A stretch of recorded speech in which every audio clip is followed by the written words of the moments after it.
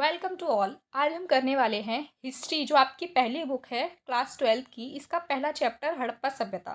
तो हड़प्पा सभ्यता ये चैप्टर है, लेकिन इसका नाम ईंटें मन के तथा अस्थियाँ क्यों है? तो हड़प्पा सभ्यता जो है वहाँ से हमें जानकारी किससे मिलती है इसकी? तो हड़प्पा सभ्यता की जानकारी हमें यहाँ की ईंटें, मनके और अस्थियों से मिलती है।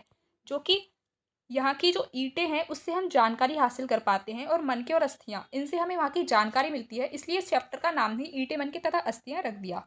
ईंटें आपको पता है, अस्थियाँ आपको पता है, और मनके क्या होते हैं? मनके, जो कि अगर हम आजकल की बात में अगर बोले तो मनके यानी मोती, जो कि किसी भी आकार के हो सकते हैं, जो ज्वेलरी में हम उपयोग करते हैं। तो उस समय की जो ज्वेलरी थी उसके आधार पर भी हम यहाँ की जानकारी हासिल कर पाते हैं। तो हड़प्पा सभ्यता के बारे में आपको थोड़ा सा और बता देती हूँ कि ये सभ्यता जो है, हड़प्पा सभ्यता, वो काफ़ी उन्नत थी। जो यूरोपीय लोग वो सोचते थे कि भारत तो सिर्फ असभ्य देश है, ये कभी सभ्य था ही नहीं, यहाँ पे कभी शहरी विकास हुआ ही नहीं। पर ऐसा नहीं था। जब वो पैदा भी नहीं हुए थे तो भारत में हड़प्पा सभ्यता, हड़प्पा जैसी सभ्यता थी, जो कि आजकल भी वहाँ पे कहीं देखने को नहीं मिलेगी। तो आइए हम इस चैप्टर को स्टार्ट करते हैं, जो हड़प्पा सभ्यता हमारा है। और जो कनिंघम, जो कि यूरोपीय का ही एक व्यक्ति था, कनिंघम, उसको यह भ्रम हो गया था कि हड़प्पा सभ्यता की भारत की शुरुआत ही कहाँ से हुई है? गंगा नदी के किनारे से स्थित शुरुआत इसकी हुई है। पर ऐसा था नहीं, इसकी शुरुआत हुई थी सिंधु नदी की घाटी से। तो चलो हम स्टार्ट करते हैं चैप्टर को। यह सभ्यता हड़प्पा नामक स्थान पर सबसे पहले खोजी गई थी, इसलिए इसका नाम हड़प्पा सभ्यता पड़ा। जो हड़प्पा सभ्यता है हमारी, इसको खोजा गया था हड़प्पा नामक स्थल से, जो कि वर्तमान में पाकिस्तान में है। मतलब अभी के समय हड़प्पा को देखें हम तो ये पाकिस्तान में स्थित है। हड़प्पा सभ्यता को सिंधु नदी की घाटी में फैले होने के कारण सिंधु घाटी की भी सभ्यता कहा जाता है। ये सिंधु घाटी की नदी पर स्थित सभ्यता थी, इसलिए हम इसको सिंधु घाटी की सभ्यता भी कहते हैं। चलो नेक्स्ट देखते हैं। हड़प्पा सभ्यता का कालखंड। जो हड़प्पा सभ्यता है इसका कालखंड क्या है? तो सबसे पहले आपको ये बता दूं कि BCE और CE क्या होती है। इसमें आपको काफ़ी ज़्यादा कन्फ्यूज़न होती होगी कि ईशा पूर्व और ईसवी क्या होती है। ठीक है, ईसवी तो ईसा मसीह, यहाँ हुआ है ईसा मसीह का जन्म। ईसा मसीह के जन्म से पहले का समय BCE यानी ईसा पूर्व कहा जाता है, और ईसा मसीह के जन्म के बाद का समय CE यानी ईसवी कहा जाता है। तो हड़प्पा सभ्यता का जो कालखंड है वो है 2600 ईसा पूर्व से 1900 ईसा ईसवी तक। ठीक है, जो कि यहाँ से 2600 ईसा पूर्व से 1900 ईसा पूर्व तक का समय है। ठीक है, ईसा मसीह के 2600 ईसा पूर्व से और ईसा मसीह के 1900 ईसा पूर्व बाद तक का समय। ठीक है, चलो नेक्स्ट देखते हैं। हड़प्पा की खोज करने वाले पुरातात्विक कौन थे? हड़प्पा की खोज किसने की थी? तो ये जो तीन व्यक्ति आपको दिखाई दे रहे हैं, यही इन्होंने हड़प्पा सभ्यता की खोज की थी। तो दयाराम साहनी ने हड़प्पा की खोज की थी। रखालदास ने मोहनजोदाड़ो की खोज की थी। हड़प्पा की खोज की थी 1921 में, और मोहनजोदाड़ो की खोज की थी 1922 में। तो ये आपका एक MCQ बनता है कि हड़प्पा की खोज कब हुई थी और मोहनजोदाड़ो की खोज कब हुई थी। जो कि इस बार MCQ आया भी था कि हड़प्पा की खोज कब हुई थी, और मैं मोहनजोदाड़ो की खोज कराई थी। मतलब वो लिख के आ गई थी। और सर जॉन मार्शल जो हैं, उन्होंने विश्व के सामने घोषणा की थी 1924 में। सर जॉन मार्शल ने घोषणा की थी कि हमने एक नई सभ्यता खोज ली है। हाँ, कि इंडिया के लोग भी सभ्य हैं, वो कभी असभ्य थे ही नहीं। चलो आगे देखते हैं। 1921 में दयाराम साहनी ने हड़प्पा स्थल पर खुदाई करवाई और हड़प्पा से मोहरें खोजी गईं। और जो मोहरें हड़प्पा से खोजी गईं और जो मोहरें मोहनजोदाड़ो से खोजी गईं, वो दोनों मोहरें एक ही थीं, एक ही जैसी थीं। इसलिए इसका अनुमान लगाया कि यह दोनों संस्कृति एक ही थीं। 1922 में रखालदास बनर्जी ने मोहनजोदाड़ो नामक स्थल पर खुदाई करवाई और वहाँ से मोहरें खोजी गईं। तो यह मोहरें एक ही संस्कृति की समकालीन थीं, इसलिए यह अनुमान लगाया गया कि यह सभ्यता दोनों संस्कृति एक ही सभ्यता की हैं, कि यह दोनों संस्कृतियाँ एक ही सभ्यता की हैं। ठीक है, चलो नेक्स्ट देखते हैं। जिसके बाद सर जॉन मार्शल ने विश्व के सामने घोषणा कर दी कि हमने एक ऐसी सभ्यता की खोज कर ली है जो कि हड़प्पा सभ्यता है। हड़प्पा सभ्यता का विस्तार। हड़प्पा सभ्यता कहाँ से कहाँ तक फैली हुई है? तो ये अफगानिस्तान से लेके पश्चिम उत्तर प्रदेश तक फैली हुई है। अफगानिस्तान, जम्मू, बलूचिस्तान, पाकिस्तान, गुजरात, राजस्थान और पश्चिमी उत्तर प्रदेश, ये इसका विस्तार क्षेत्र है, जो कि हम अभी मैप पे देख लेते हैं, आपको अच्छे से समझ में आ जाएगा। जो हड़प्पा का क्षेत्र है वो अफगानिस्तान, ये अफगानिस्तान से लेके पश्चिम उत्तर प्रदेश यानी यहाँ तक, पश्चिम उत्तर प्रदेश ये है, यहाँ तक आपका ये सभ्यता जो है फैली हुई है, ठीक है। और जो आपका हड़प्पा है जो 1921 में खोजा गया था वो ये है, और जो मोहनजोदाड़ो जो 1922 में खोजा गया था वो ये है, ठीक है। बाकी ये आपके इम्पोर्टेंट मैप है, ये आपको देख लेना एक बार कहाँ पे क्या स्थित है, ठीक है। चलो आगे देखते हैं। आरंभ। अब ये चैप्टर हमारा स्टार्ट होता है यहाँ से, जो कि आपके एनसीईआरटी से ही मैंने टॉपिक उठाए हैं। तो इसका आरंभ कहाँ से होता है? सिंधु घाटी सभ्यता को हड़प्पा संस्कृति भी कहते हैं। सिंधु घाटी सभ्यता इसको इसलिए कहते हैं क्योंकि सिंधु घाटी के किनारे पे स्थित है, और इसको हम हड़प्पा की संस्कृति यानी हड़प्पा संस्कृति भी कहते हैं। अब पुरातात्विक जो हैं वो संस्कृति शब्द का प्रयोग पुरावस्तुओं यानी पुरानी वस्तुओं के ऐसे समूह के लिए करते हैं जो एक विशिष्ट शैली यानी एक विशिष्ट समय और एक सामान्य स्थान सामान्यता साथ एक विशिष्ट भौगोलिक क्षेत्र तथा कालखंड से संबंध पाए जाते हैं। जो एक ही जगह पर एक ही समय में एक ही साथ रहते हैं उसी को हम संस्कृत शब्द से उसका उपयोग करते हैं, प्रयोग करते हैं, ठीक है। चलो नेक्स्ट देखते हैं।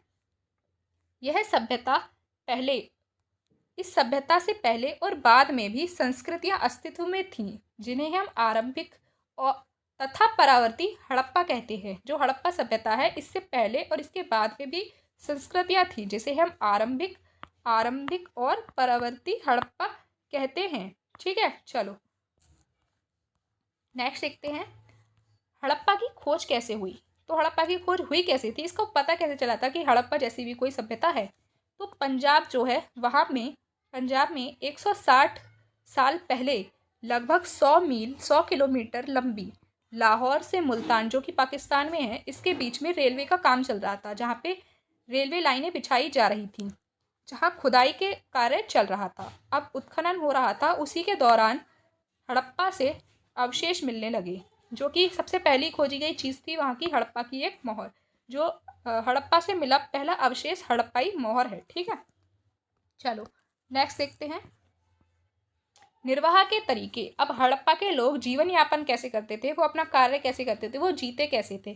तो वो करते क्या थे? कृषि पालन, कृषि करते थे, पशुपालन करते थे और व्यापार करते थे।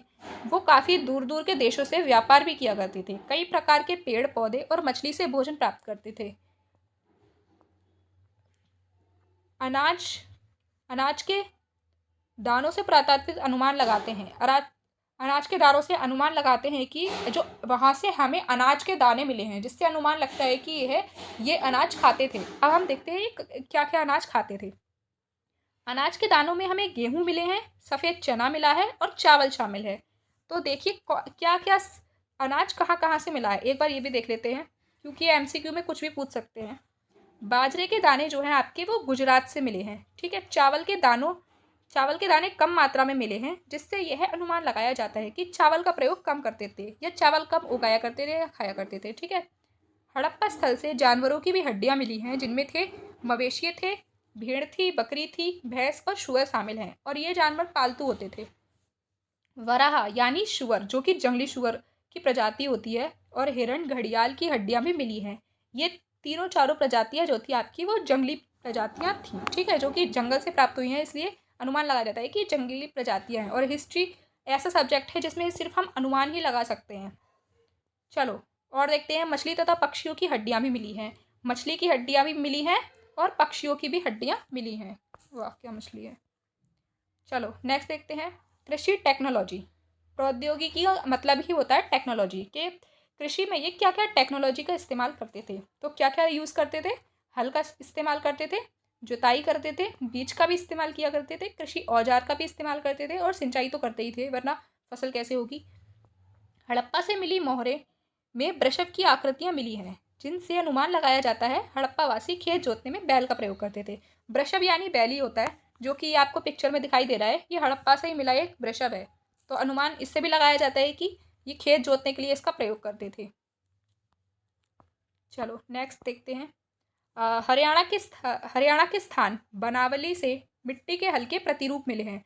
अब ये भी आपका एमसीक्यू आ सकता है कि बनावली कहाँ है, तो आपको पता होना चाहिए कि हरियाणा में है, ठीक है। तो मिट्टी के हल्के प्रतिरूप मिले हैं धातु के औजार, ये आप देख सकते हैं, ये धातु के औजार हैं, ठीक है, जो कि वो यूज़ करते थे। अब राजस्थान के कालीबंगन से जुते हुए खेत के साक्ष्य मिले हैं। हड़प्पावासी एक साथ दो अलग अलग फसलें उगाया करते थे। अब कालीबंगन कहाँ पे है, वो राजस्थान में है, और यहाँ पे मिला क्या है? जुता हुआ खेत। पूरा एक खेत का खेत यहाँ से जुता हुआ मिला है, जो कि एक साथ 2 फसलें उगाया करते थे, एक फसल इधर और एक फसल इधर, जो कि आजकल भी लोग एक साथ 2 फसलें नहीं उगाते हैं, लेकिन यहाँ के लोग कितने ज़्यादा उन्नत थे। और अफ़गानिस्तान के शोरतुगई, अफ़गानिस्तान में जो एक जगह है शोरतुगई, वहाँ से हमें हड़प्पा स्थल से नहरों के अवशेष मिले हैं। मतलब नहर के अवशेष हमें शोरतुगई से मिले हैं, जो कि अफ़गानिस्तान के हैं। एमसीक्यू में कुछ भी आ सकता है, तो आप ठीक से देखते हुए चलिए, ठीक है। चलो नेक्स्ट देखते हैं। इसके अलावा गुजरात के धौलावीरा से जलाशय मिला है। संभवतः इसका प्रयोग कृषि के लिए जल संचयन हेतु करते थे। कृषि के लिए जल इकट्ठा करने के लिए इस जलाशय का प्रयोग करते थे। वैसे आपको फोटो में छोटा दिखाई दे रहा है, लेकिन ये काफ़ी बड़ा जलाशय है। यहाँ पे इनका पानी रहा करता होगा। चलो नेक्स्ट देखते हैं। अब आते हैं एक नियोजित शहर मोहनजोदाड़ो। अब हड़प्पा सभ्यता का बहुत ही अनूठा पहलू था वहाँ की शहरों के केंद्र का विकास। मतलब शहर वहाँ पे इतने अच्छे तरह से व्यवस्थित कर रखे थे कि आजकल के लोग इसके बारे में कल्पना भी नहीं कर सकते। तो चलो देखते हैं। हड़प्पा सभ्यता का सबसे अनूठा पहलू उसका शहरी केंद्रों का विकास था। मोहनजोदड़ो की बस्तियां जो थी वो 2 भागों में विभाजित थी। एक तो था दुर्ग और दूसरा था उनका निचला शहर। तो दुर्ग और निचला शहर क्या था, चलो आगे पिक्चर की मदद से हम एक बार नेक्स्ट देखते हैं। जो दुर्ग है, दुर्ग के ऊंचाई का कारण यह था कि यहाँ की संरचना कच्ची ईंट के चबूतरे पर बनी थी। ये जो आपका दिख रहा है ये दुर्ग है, और ये है निचला शहर। निचले शहर, ये जो निचला शहर है यहाँ पे लोग रहा करते थे, ठीक है, यहाँ पे लोग रहा करते थे। अब जो दुर्ग, ये निचला शहर है, ये दुर्ग है, ठीक है। दुर्ग को दीवार से घेरा गया था, जिसका अर्थ है कि इसे शहर से अलग किया गया था। मतलब जो दुर्ग है इसको शहर यानी इसको निचला शहर से अलग किया गया था दुर्ग को, ठीक है। चलो नेक्स्ट देखते हैं। नालों का निर्माण। नालों का निर्माण कैसे करते थे, अब ये देखिए। सड़क तथा गलियों को लगभग एक ग्रिड पद्धति में बनाया गया था, और एक दूसरे को जो समकोण पर काटती थी। जो गलियां थी और जो यहाँ की नालियां थी, उनको ग्रिड पैटर्न में बनाया गया था। ग्रिड पद्धति क्या होती है, जो कि ये समकोण, एक दूसरे को समकोण पर ये काटती थी। इस पैटर्न में यहाँ की गलियां और नालियां व्यवस्थित थी, ठीक है। पहले गलियों को बनाया गया था, और फिर उनके अगल बगल आवासों का निर्माण किया जाता था। पहले ये गलियों को बनाते थे, उसके साथ ही ये नालों का और गलियों का निर्माण करते थे। पहले क्या होता था कि पहले बनाते थे ये गलियों को, नालियों को, उसके साथ घरों का निर्माण किया करते थे, ठीक है। चलो नेक्स्ट देखते हैं। घरों का गंदा पानी नालियों से जाता था। इसके लिए घर की एक दीवार गली से सटी होनी ज़रूरी थी। जो घर का गंदा पानी निकलेगा तो बाहर की नालियों में निकलता था। ये नाली है, और ये है आपका सटा हुआ एक, अगर यहाँ पे सटी हुई दीवार होनी ज़रूरी थी, तभी यहाँ से पानी जो है नालियों में जाता था। चलो नेक्स्ट देखते हैं। गृह स्थापत्य। इनकी जो घर का विकास है, जो घर बनाने का तरीका है, वो कैसे बनाते थे, घर की क्या चीज़ें थी, घर कैसे बनाते थे, चलो तो देखते हैं। मोहनजोदाड़ो के निचले शहर में आवासीय भवनों का उदाहरण मिलता है। जो कि आपको बताया था कि मोहनजोदाड़ो था, वहाँ पे ये लोग रहा करते थे। आवासीय भवनों का वहाँ उदाहरण मिलता है। चलो देखते हैं। कई भवन आंगन पर केंद्रित थे। मतलब कई भवनों में आंगन होता था, जिसके चारों ओर कमरे बने थे। ये आपका घर है, ये है आपका आंगन, इसके चारों ओर कमरे बने होते थे, ठीक है। आंगन खाना पकाने और कताई जैसी गतिविधियों का केंद्र था, खास तौर पर गर्म और शुष्क मौसम में। अब गर्मी के मौसम में ये लोग आंगन में ही कताई और खाना पकाने का कार्य किया करते थे। चलो नेक्स्ट देखते हैं। हड़प्पावासी एकांतता को महत्व देते थे। हड़प्पावासी को एकांतता पसंद थी, तो ठीक है। ये है इनका गेट। यहाँ से अगर कोई बाहर का व्यक्ति अंदर आएगा तो उसको आंगन की कोई भी गतिविधि दिखाई नहीं देती थी। तो ये है इनकी एकांतता कि भूमि तल पर बनी दीवारों में खिड़कियाँ नहीं होती थी। इनके घरों में आपको खिड़कियाँ नहीं दिखाई देंगी। मुख्य द्वार के आंतरिक भाग अथवा आंगन का सीधा अवलोकन नहीं होता था। मतलब मुख्य द्वार से अगर कोई आएगा तो उसको आंगन दिखाई नहीं देता था। हर घर का ईंटों से बना अपना स्नानागार होता था। मतलब हर घर में ईंटों से बना अपना ही एक बाथरूम होता था, ठीक है। चलो देखते हैं। नेक्स्ट है, कई आवासों में कुएं मिले हैं। जो कई घर हैं उनमें हमें कुएं भी मिले हैं। अब कुएं ऐसे कक्ष में बनाए जाते थे जिनसे बाहर से आया जा सकता था, और जिनका प्रयोग राहगीरों द्वारा किया जाता था। अब राहगीर कौन होते हैं, जो बाहर के आने जाने वाले लोग होते हैं, जिनका कोई लेना देना नहीं होता है। तो ये है आपका घर, हड़प्पा में बना घर है ये, ठीक है। और ये है आपका गेट। अब यहाँ पे इनका कुआं होता था, और यहाँ से कोई व्यक्ति अगर आएगा तो वो कुएं से पानी पी के बाहर निकल सकता था। लेकिन जो आंगन है या घर है वो अंदर इधर नहीं जा सकता था। ठीक है, तो ये था इनका इनके कुएं बनाने का पैटर्न। ठीक है, मोहनजोदाड़ो से कुओं की संख्या मिली है 700। मोहनजोदाड़ो में 700 कुएं थे। ये भी एमसीक्यू इंपॉर्टेंट है कि मोहनजोदाड़ो से कुओं की संख्या कितनी मिली है या कुएं कहाँ से ज़्यादातर मिले हैं। ठीक है, तो आपको अगर वीडियो इन्फॉर्मेशन लगी हो, अच्छी लगी हो, तो वीडियो को लाइक करें, शेयर करें एवं सब्सक्राइब करें। Thanks for watching.